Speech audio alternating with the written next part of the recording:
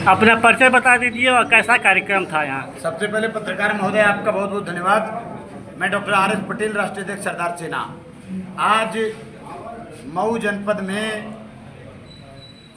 अमिला में बहुत सैकड़ों सरदार सैनिक एकजुट हुए।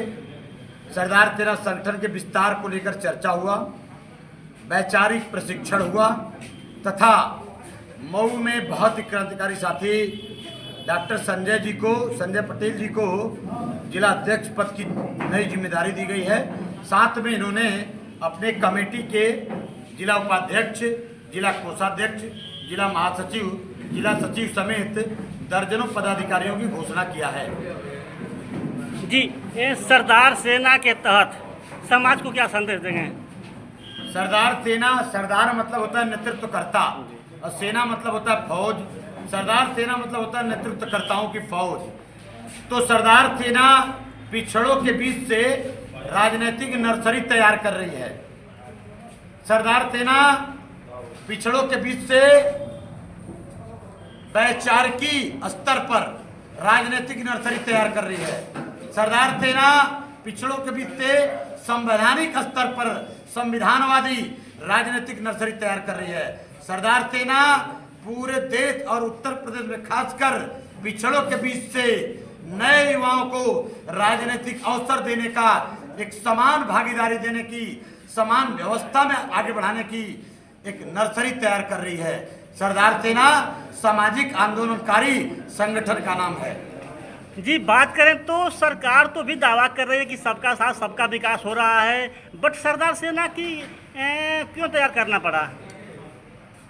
असल में जो वर्तमान सरकार है वो कहती कुछ और है, करती कुछ और है।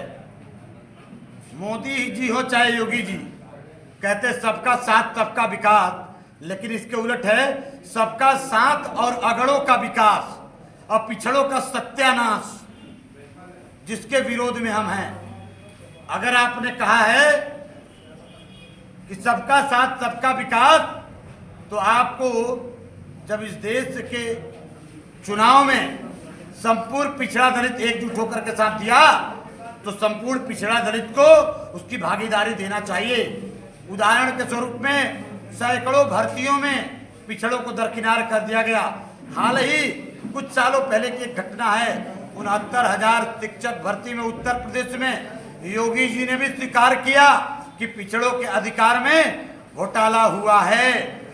हमने अपने सूत्रों से जानकारी किया तो 20,000 से ज्यादा पिछड़ों को शिक्षक बनाने से रोक दिया गया, जिसकी आंदोलन सरदार सेना ने लगातार किया है। यानी 20,000 पिछड़ों को शिक्षक न बना करके 20,000 से ज्यादा कोटा का शिक्षक अगड़ों के खाते में दे दिया गया। इसी तरह तमाम भर्तियों में सबका साथ और अगड़ों का विकास, पिछड़ों का सत्यानाश, यही भाजपा का नारा है। जी, बात करें कि हम उत्तर प्रदेश की, यहाँ देखा जाए तो उत्तर प्रदेश में पिछड़ों की सरकार 3 से 4 बार रही, मायावती की सरकार 3 से 4 बार रही, लेकिन ये लोग अपने हक अधिकार से वंचित क्यों रह गए? देखिए, कई हजार सालों से कुष्ठ रोग अगर हुआ हो तो 2-4 सालों में, 2-4 कार्यकाल में वो कोढ़ हटाया नहीं जा सकता, उसमें समय लगता है। और आपकी बात का अगर समर्थन करूं कि मायावती जी सत्ता में आई तो मायावती जी ने सबसे ज्यादा पिछड़ों दलितों के अधिकारों पर काम किया। हाँ, अलग बात है उनसे एक गलती हुई, प्राइवेट सेक्टर में ठेकेदारी प्रथा में उन्होंने SC/ST को आरक्षण दिया, लेकिन OBC को आरक्षण नहीं दिया। ये उनकी गलती हुई, जिसका कारण रहा पिछड़ा उनको छोड़ दिया और सरकार उनके द्वारा नहीं बनी। अखिलेश जी की सरकार आई, उन्होंने लगातार कोशिश किया, लेकिन कुछ त्रुटियां रही जिनके कारण सरकार नहीं बन पाई। लेकिन अब अखिलेश जी ने कमर कस लिया, पूरे पिछड़ों को भागीदारी दिया, जिसके कारण 5 लोकसभा से 37 लोकसभा और इंडिया की लोकसभा में 43 लोकसभा, अखिलेश के दम पर उत्तर प्रदेश में 80 में से 43 लोकसभा हम लोग इस बार जीते हैं, तो अखिलेश जी ने भागीदारी दिया।